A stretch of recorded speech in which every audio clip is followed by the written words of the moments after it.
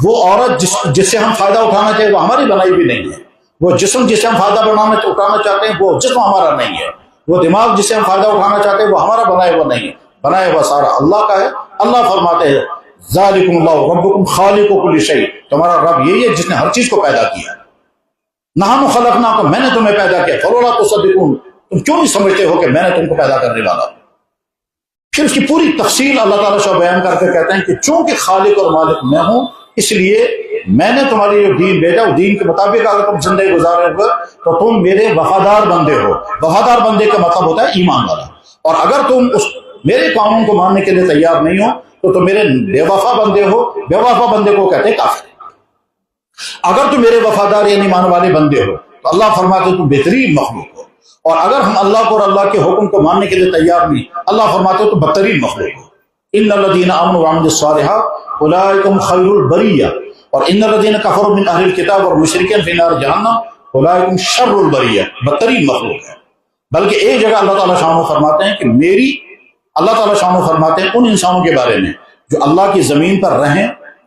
اس کے علاوہ کوئی رہنے کی جگہ ہی نہیں، اللہ کی پیدا کی ہوئی چیزیں کھائیں اس کے علاوہ کوئی چیز ہے ہی نہیں، اللہ کے دیا ہوا جسم استعمال کریں اس کے بغیر ہم کو کر نہیں سکتے، اور وہ اللہ کو نہ مانیں، یعنی اللہ کی پیدا کی ہوئی زمین سے کھا کر، اللہ کی زمین پر رہ کر، اللہ کا دیا ہوا جسم استعمال کر کے، اللہ کی دی ہوئی سہولیات اور نعمتیں استعمال کر کے پھر نہ اللہ کو مانیں نہ اللہ کے حکم کو مانیں، اللہ فرما رہے ہیں یہ جانوروں سے زیادہ بدتر ہیں۔ اولئک کالانعام بل هم اضل۔ اب سوال یہ ہے کہ اللہ کے دین کو ماننے اور اس پر چلنے کے لیے رکاوٹ کہاں سے آتی ہے؟ جواب ہے رکاوٹ یا انسان ہوتے ہیں، یہ انسان کا نفس ہوتا ہے، اندر سے ایک جذبہ ابھرتا ہے میں نہیں مانوں گا، پھر وہ اللہ کی ذات کا بھی انکار کرتا ہے، اللہ کے نبی کا بھی انکار کرتا ہے، اللہ کے حکم کو بھی ماننے کو تیار۔ اور کبھی ایسا ہوتا ہے کہ نہیں اللہ کو تو ہم مانتے ہیں، اللہ کے نبی کو بھی ہم مانتے ہیں، مگر اللہ کا یہ حکم ہم مان نہیں سکتے، کبھی پھر زبان سے بھی انکار کریں گے، کبھی زبان سے انکار تو نہیں کریں گے لیکن عملاً انکار کرتے رہیں گے۔ ایک ایمان والا ہونے کے باوجود نماز نہیں پڑھتا، ایک ایمان والا ہونے کے باوجود غلط بزنس کرتا ہے، ایک ایمان والا ہونے کے باوجود دفتر میں رشوت لیتا ہے، ایک ایمان والا ہونے کے باوجود اپنے بھائی کا حق مارتا ہے، ایک ایمان والا ہونے کے باوجود دوسرے کو ظلم کرتا ہے، ایمان والا ہونے کے باوجود غلط تعلقات میں مبتلا ہے، ایمان والا ہونے کے باوجود غلط چیزیں کھاتا اور پیتا ہے، ڈرگس ہے، شراب ہے، چرس ہے، گانجا ہے، براؤن شوگر ہے اور کیا کیا۔ ایمان والا ہونے کے باوجود اللہ کی بین کی بھی چیز کو روکنے کے لیے کیوں تیار نہیں؟ کیونکہ اس کا نفس اس کو آمادہ کرتا ہے۔ اس کے لیے اللہ نے دوسرا قانون فرمایا، وہ کیا فرمایا؟ اگر تم سچے ایمان والے ہوں گے تو تم کو اللہ کی محبت ہوگی، اور تم سچے ایمان والے ہو گے تم کو اللہ کا ڈر ہوگا۔ اللہ کی محبت اور اللہ کا ڈر یہ دونوں ایک ساتھ چلیں گے۔ محبت اس لیے کہ اللہ کی نعمتوں کو سوچیں، اللہ کی مہربانیوں کو سوچیں،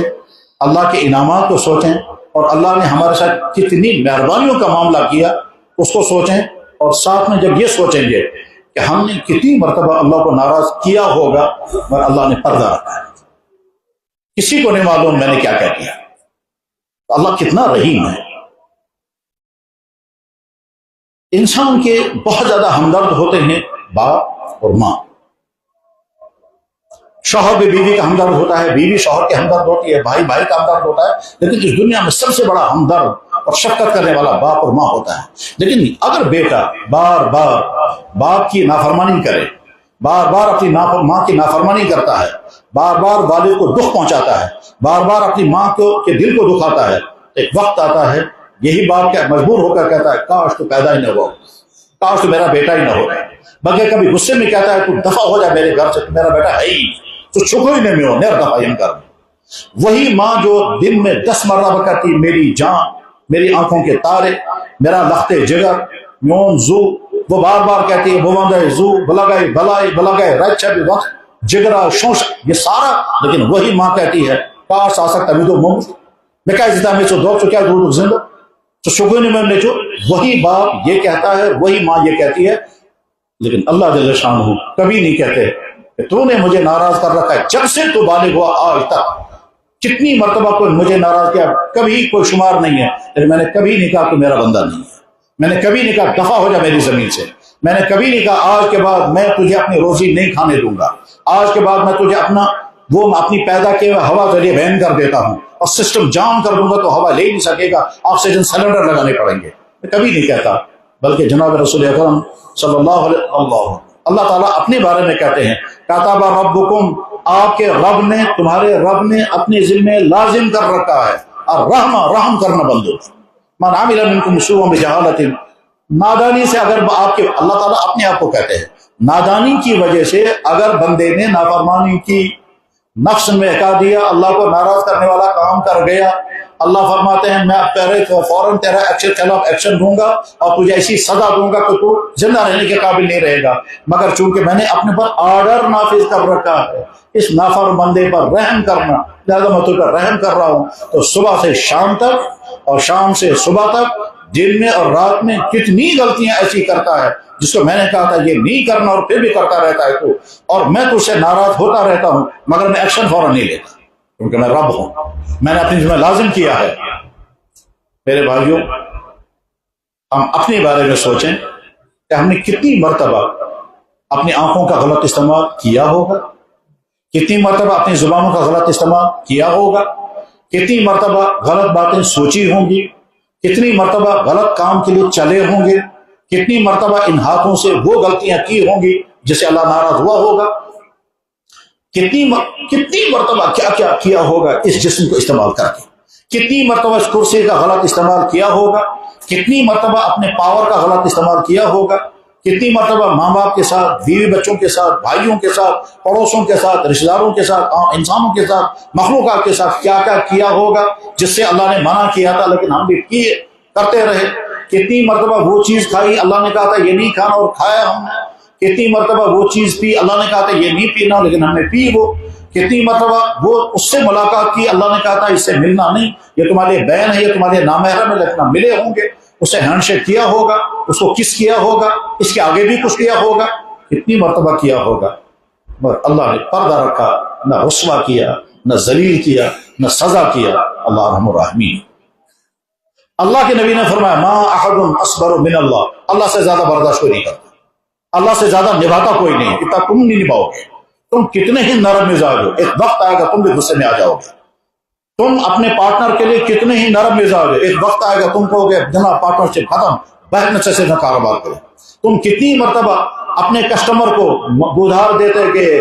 اوائڈ کرتے رہے، لیکن جب کسٹمر حد سے آگے نکل گیا کہنا کہ جناب آج کے بعد میں آپ کے ساتھ کاروبار ہی نہیں کروں گا کیونکہ تم نے بہت زیادہ حد کر دی ہے.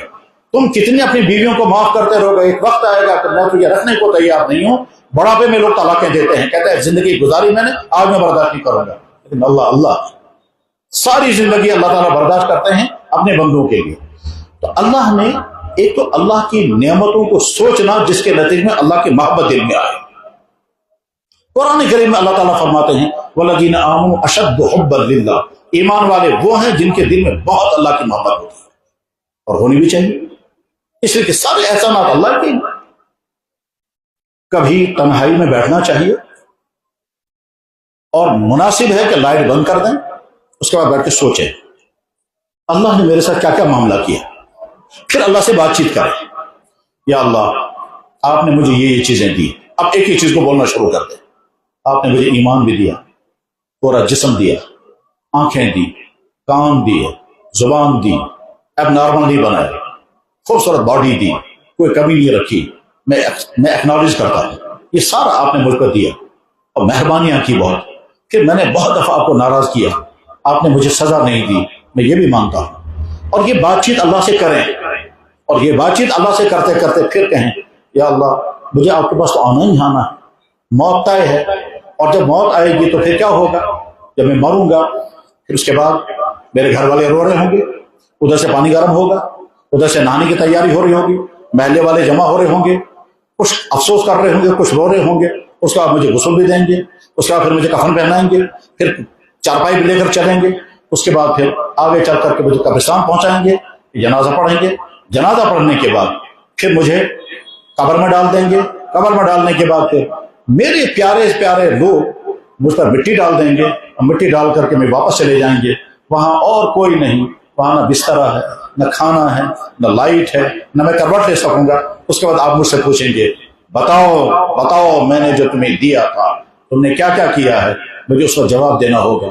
یا اللہ کیا ہوگا اس وقت جب یہ سب کچھ ہونا ہے طے ہے. بس یہ بیٹھ کر سوچے اور سوچتے سوچتے پھر اندر سے مایوسی پیدا ہو جائے گی کیا اب کیا ہوگا. اور اس کے بعد ہی اس مایوسی کے ساتھ ہی پھر فوراً سوچنا ہے اللہ تو بہت رحیم ہے. اللہ تو کہتے ہیں میں معاف کرنے کے لیے تیار ہوں. یا اللہ میں نے یہ سوچتے سوچتے میں نے طے کر لیا کہ میں آپ سے ایک تو معافی مانگوں گا, آپ کی ناراضگیوں کو دور کروں گا, میں تب تک سر نہیں اٹھاؤں گا جب تک آپ مجھے معاف کر دیں. اس کے بعد سجدے میں گر جائیں گے اور سجدے میں گر کر کے ہیں یا اللہ میں ایکنالج کرتا ہوں آپ کی مہربانیاں کتنی, میں تسلیم کرتا ہوں میری غلطیاں کتنی, آپ کی مہربانیوں کا تقاضا تھا میں آپ سے محبت کرتا اور آپ